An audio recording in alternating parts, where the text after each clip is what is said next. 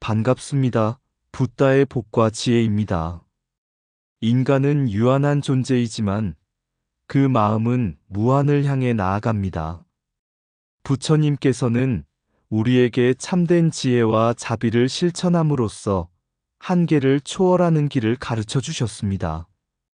유교와 불교가 때로는 대립하고 때로는 조화를 이루어 왔듯이 우리 삶 또한 다양한 가치와 신념 속에서 조화를 이루며 나아갑니다. 이 영상이 여러분께서 자신의 삶을 돌아보고 진리를 탐구하며 더 깊은 깨달음에 다가가는 작은 계기가 되기를 바랍니다. 유한한 삶 속에서도 무한한 지혜를 구하며 모든 존재가 평화롭고 행복하기를 기원합니다. 자, 그럼 인간은 유한한 존재이다. 그 여정을 함께 해볼까요? 옛날 한 제자가 부처님을 찾아와 깊은 고민을 털어놓았다. 세상은 무상하고 인간은 유한한 존재입니다. 저는 아무리 수행을 해도 결국 죽음을 피할 수 없다는 사실이 두렵습니다. 부처님, 인간은 유한한데 왜 우리는 진리를 구해야 합니까? 부처님께서는 미소를 지으며 한 나무를 가리키셨다. 이 나무를 보아라. 봄이 오면 새싹이 나고 여름이 되면 푸르게 무성하다. 가을이 오면 낙엽이 지고 겨울에는 앙상한 가지만 남는다. 하지만 봄이 다시 오면 또 새싹이 돋아난다. 너는 이 나무가 죽었다고 생각하느냐? 제자는 조용히 고개를 저었다. 부처님께서는 다시 말씀하셨다. 인간의 몸은 한정되어 있지만 진리는 무한하다. 삶과 죽음을 오가는 동안 우리는 그 진리를 깨달아야 한다. 마치 강물이 흘러가듯 한순간도 머무르지 않지만 그 흐름은 끊이지 않는다. 인간이 유한하다고 해서 그 의미까지 사라지는 것은 아니다. 제자는 그제야 고개를 숙이며 말했다. 부처님, 저는 죽음을 두려워하며 삶의 가치를 찾지 못했지만 이제 알겠습니다. 유한한 삶 속에서도 지혜와 자비를 실천하며 무한한 깨달음을 추구하는 것이야말로 우리가 걸어가야 할 길이군요.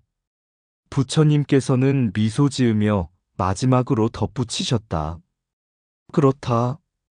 네 마음 속에 있는 자비와 지혜는 시간과 공간을 초월한다. 그러니 한순간도 헛되이 보내지 말고 매 순간을 깨어있는 마음으로 살아가거라. 제자는 부처님의 가르침을 가슴에 새기며 떠났다. 그 후로 그는 유한한 생을 두려워하지 않고 매 순간 진리를 실천하는 수행자가 되었다. 옛날 중국의 한 큰 마을에 유학자 장공과 불승 해명이 함께 사는 절이 있었다. 장공은 유교의 가르침을 따라 강직한 윤리와 도덕을 중시하며 학문을 연구했고, 해명은 부처님의 가르침을 실천하며 자비와 공의 이치를 설파했다. 마을 사람들은 두 사람을 존경했지만 시간이 흐르며 점차 유학자와 불승의 가르침이 대립하기 시작했다. 세상을 다스리고 바르게 하는 것은 오직 예와 인뿐이다. 불교는 현실을 떠난 공허한 도를 말할 뿐이니 어찌 나라를 강하게 할 수 있겠는가? 장공이 한탄하며 말했다. 이에 해명은 조용히 미소 지으며 대답했다. 도덕과 예의가 사람의 몸을 바르게 한다면 불교의 가르침은 마음을 맑게 한다네. 실천과 자비는 다르지 않으며 유교와 불교는 서로를 보완할 수 있는 길이라네. 그러나 유교를 따르는 이들은 불교를 외래 사상이라 비판하며 우리의 전통을 해치는 외국의 도라고 주장했고, 불교를 따르는 이들은 유교의 형식적인 예법이 진리를 보지 못하게 만든다고 맞섰다. 이 갈등은 점차 깊어져 마을은 두 파로 나뉘었고 서로를 헐뜯기 시작했다. 이 소식을 들은 한 노승이 마을을 찾아와 두 사람을 불러 말했다. 서로 다른 두 갈래 길이 있다고 하세. 하나는 산길이고 하나는 강길이라네. 산길은 견고한 발판을 제공하고 강길은 물이 흐르며 막힘이 없다. 자네들은 어느 길이 더 옳다고 생각하는가? 장공이 말했다. 산길이 옳습니다. 땅이 단단해야 길을 걸을 수 있지요. 해명은 말했다. 강길도 옳습니다. 물은 흘러가며 장애물을 넘고 생명을 키우지요. 노승은 웃으며 말했다. 그러나 산길이 너무 단단하면 나무가 자라지 못하고 강이 너무 거세면 무틀 삼켜버리지. 산과 강이 함께 있기에 생명이 자라듯이 유교와 불교도 서로 다르지만 조화를 이루어야 하지 않겠는가? 장공과 해명은 서로를 바라보았다. 그리고 깨달았다. 유교가 현실 속에서 인간을 단련하고 사회의 질서를 세우는 역할을 한다면 불교는 그 마음을 다스려 본질적인 고통에서 벗어나게 하는 역할을 한다는 것을.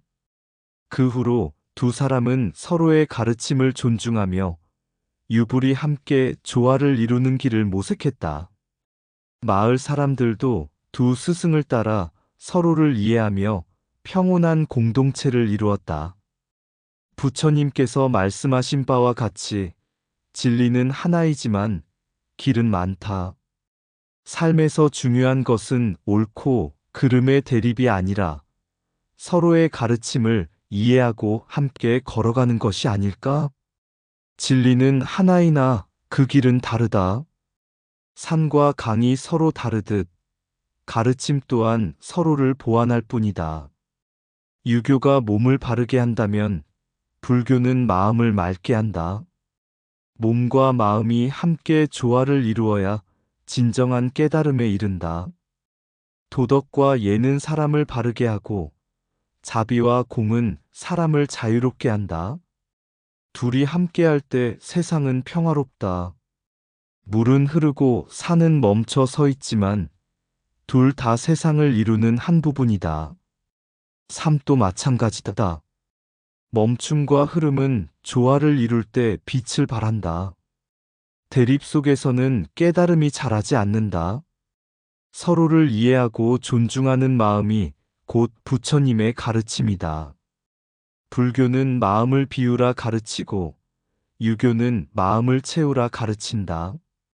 비움과 채움이 함께할 때 균형이 잡힌다. 바람이 나뭇잎을 흔든다고 나무가 뿌리를 버리는 것은 아니다. 서로 다름을 인정할 때 함께 깊이 뿌리 내릴 수 있다.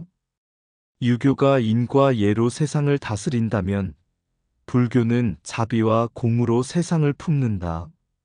하나의 길만이 옳다고 어찌 말할 수 있겠는가? 강이 너무 거세면 무틀 삼키고 산이 너무 높으면 사람이 오를 수 없다. 조화 속에서 진정한 길을 찾으라. 유교는 세상의 질서를 가르치고 불교는 세상의 본질을 깨닫게 한다. 둘이 함께할 때 세상은 더욱 빛난다. 유한한 몸과 무한한 마음이 만나 인간이 완성된다. 그러니 몸을 닦고 마음을 닦아라. 진리는 두 갈래 길이 아닌 함께 걸어야 할 하나의 길이다. 절대자를 찾으려 하기보다 절대의 가치를 실천하는 것이 참된 길이다. 세상의 모든 것은 다르면서도 하나다. 유교와 불교가 다르지만 결국은 하나의 진리를 향해 나아간다. 모든 가르침은 본래 하나의 바다에서 나온 물줄기다. 바다에 도달하면 그 차이는 사라진다. 옛날 한 유학자가 불문을 찾아와 스님에게 물었다. 스님, 저는 평생 유교를 배우고 실천하며 살아왔습니다. 그러나 사람들이 유교가 종교가 아니라고 말하는 것을 듣고 혼란스럽습니다.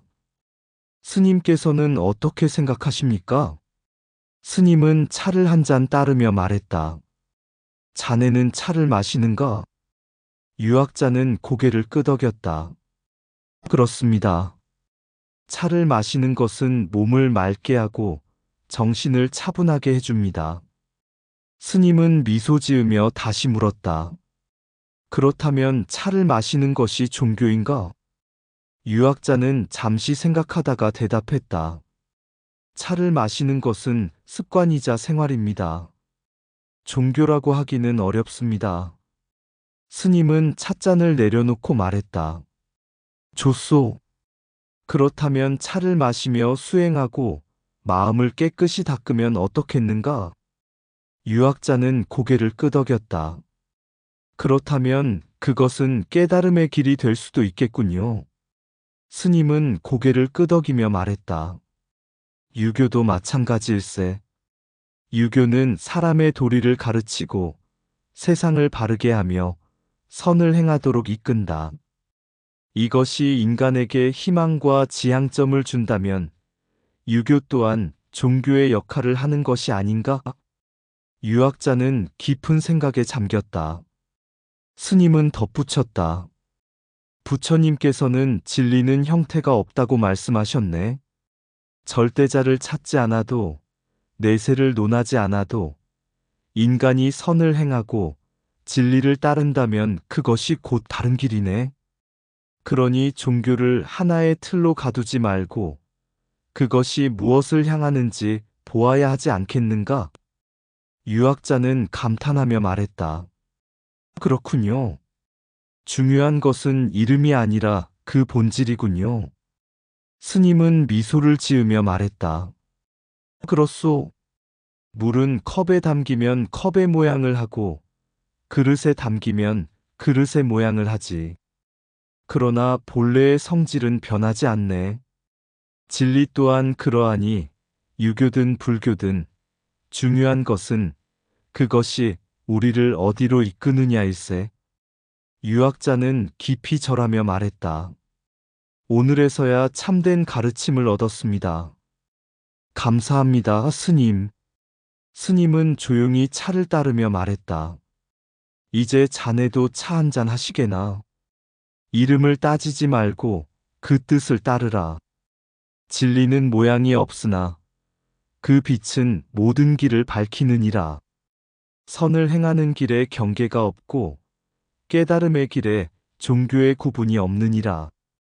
유한한 몸을 가진 인간이라도 무한한 자비를 실천하면 그는 곧 진리를 따르느니라.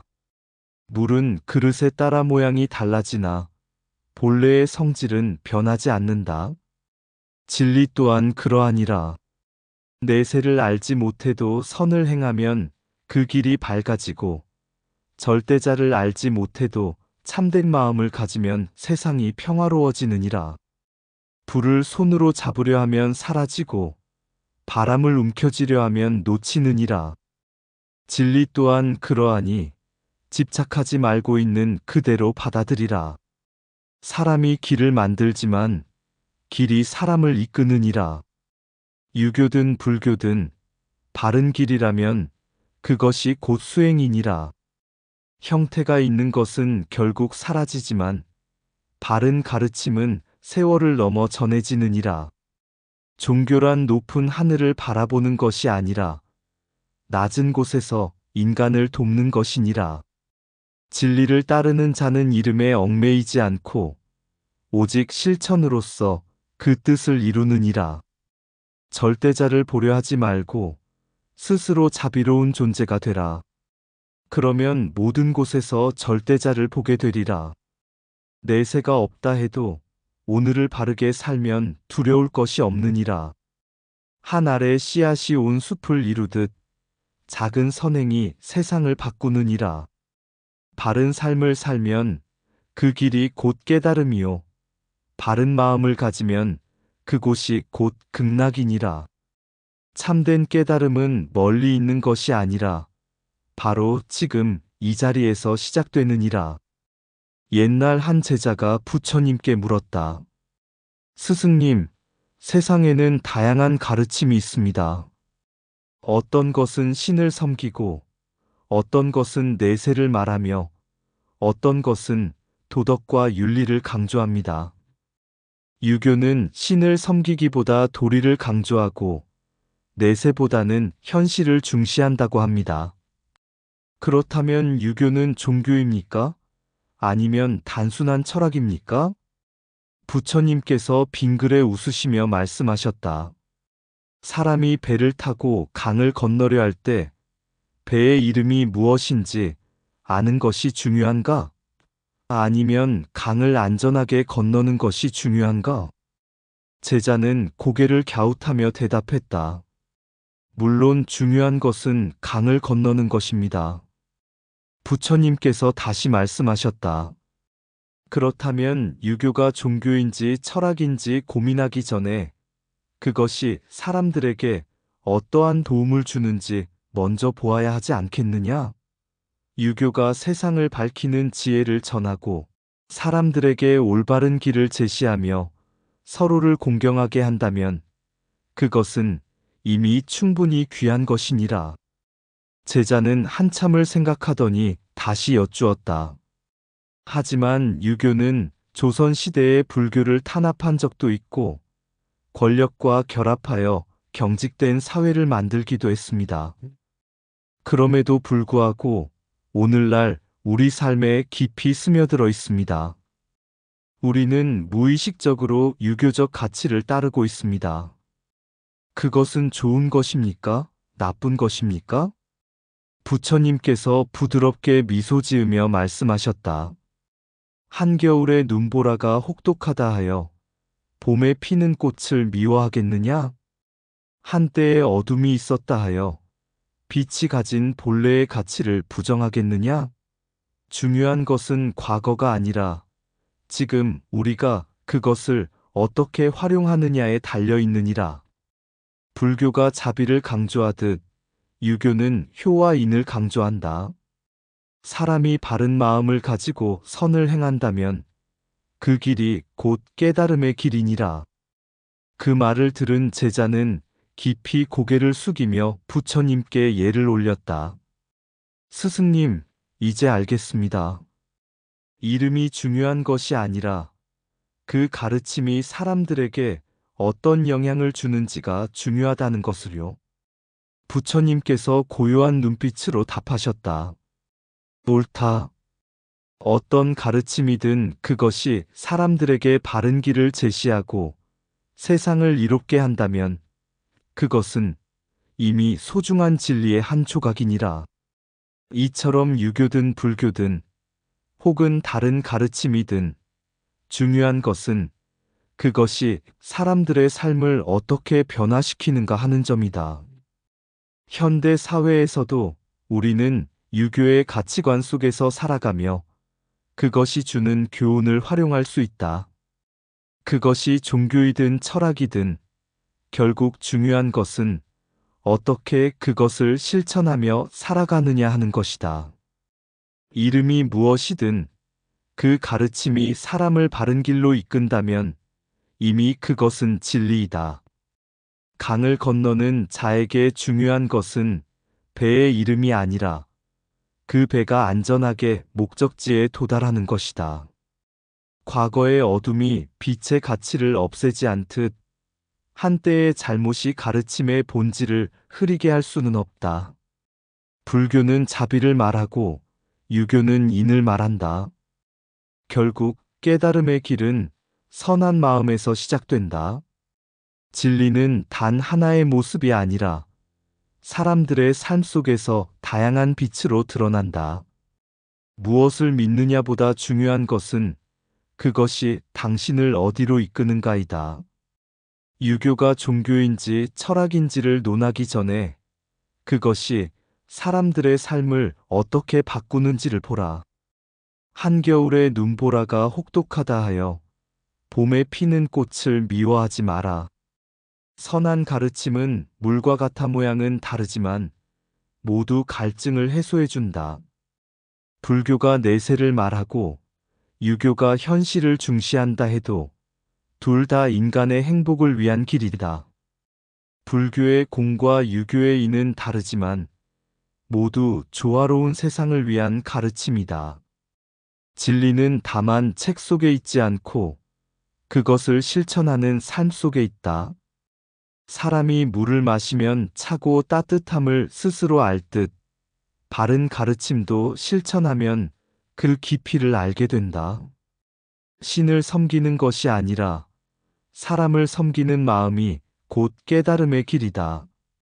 삶이란 유한하지만 우리가 남긴 선한 흔적은 무한히 이어진다. 옛날 한 나라에 학문과 덕행을 갖춘 두 스승이 살고 있었다. 한 사람은 유교의 가르침을 전하며 인과 예의 실천을 강조하였고, 다른 한 사람은 불교의 가르침을 따라 자비와 공의 이치를 설하였다. 두 스승 모두 많은 제자를 가르쳤지만 서로의 사상을 이해하지 못한 채 각자의 길을 걸었다. 어느 날 두 스승은 마을 어귀에서 우연히 마주쳤다. 서로의 학문을 논하다 보니 논쟁이 깊어졌고, 마침내 한 노인이 이를 지켜보다가 입을 열었다. 두 분께 한 가지 질문을 드려도 되겠소? 두 스승이 고개를 끄덕이자 노인은 말했다.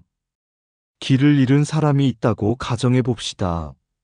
한 스승은 그에게 방향을 알려주고, 다른 스승은 그가 길을 걷는 동안 지치지 않도록 돕는다면 과연 누가 더 중요한 일을 했다고 할 수 있겠소? 두 스승은 대답하지 못했다. 그러자 노인은 미소를 지으며 말했다. 길을 알려주는 자도 걷는 길에서 힘을 주는 자도 모두 필요한 법이요. 진리란 서로 대립하는 것이 아니라 서로를 보완하며 완성되는 것이요. 그 말을 들은 두 스승은 서로를 다시 바라보았다. 유교는 인간의 도리를 가르치고 불교는 인간의 깨달음을 돕는다. 하나는 현실을 다스리는 길을 열어주고 다른 하나는 그 길을 걷는 마음을 비추어 준다. 결국 목적지는 다르지 않았다. 그날 이후 두 스승은 서로의 가르침을 존중하며 함께 길을 찾는 자들에게 도움을 주었다. 그리고 사람들은 점차 깨닫기 시작했다. 진리는 이름이 아니라 어떻게 실천하느냐에 달려 있다. 불교와 유교는 때로 대립하기도 하고 때로 서로를 돕기도 한다.